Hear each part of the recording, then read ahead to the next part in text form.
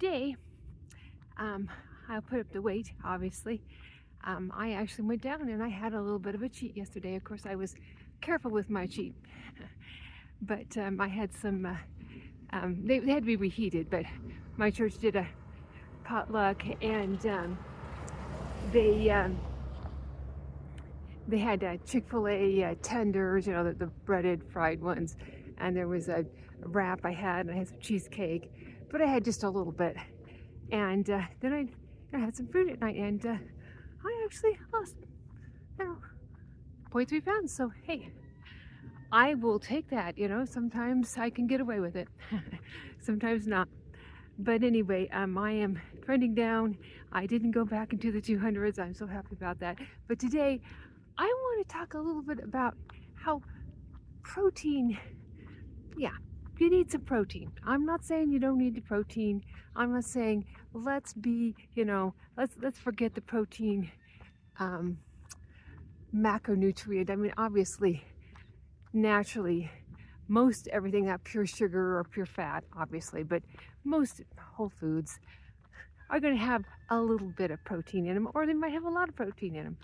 But so I'm not talking about getting rid of protein here, but I am not a person who does really well with a lot of protein. Let's just say, I have some slowdown in my digestive system, and let's just leave it at that. And so, yeah, if I have too much, it never works really well for me.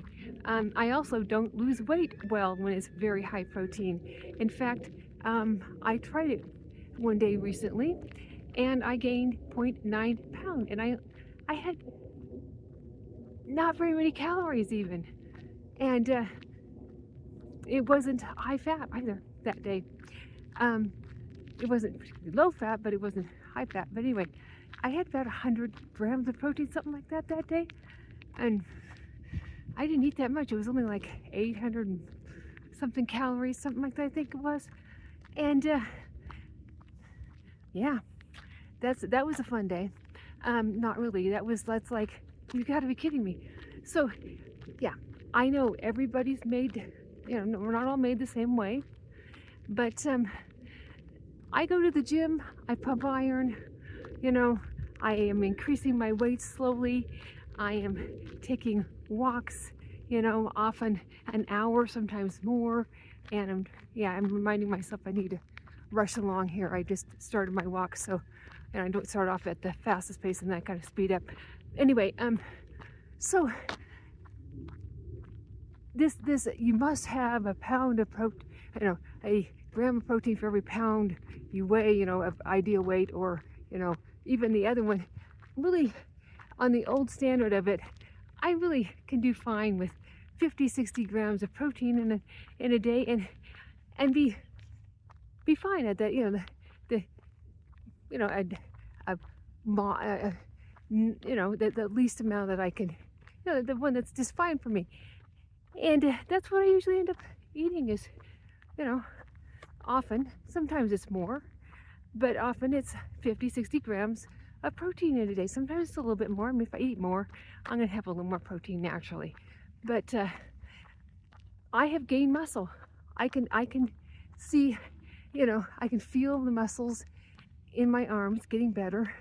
I can feel, my abs. I don't do ab exercise. I've been trying to do crunches lately, but besides that, I definitely don't use the ab machine, because that would probably not be the best thing for a cinched in looking waist, which I like.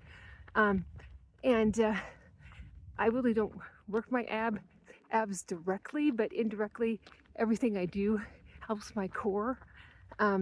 My legs, I mean, there's beginning to be a little definition in my calves, a little bit, and I mean, there's still flab there, but I can see a little bit of definition. So can my personal trainer and coach, Chris. And so, I'm gaining muscle. I'm preserving muscle. Depends on, where I'm at on weight loss and, maintaining for a little bit and where I'm at on it. But I'm not letting my muscles waste away, letting my body eat itself to the point where I'm, you know, I don't have muscle strength and I can't do this and that in the gym.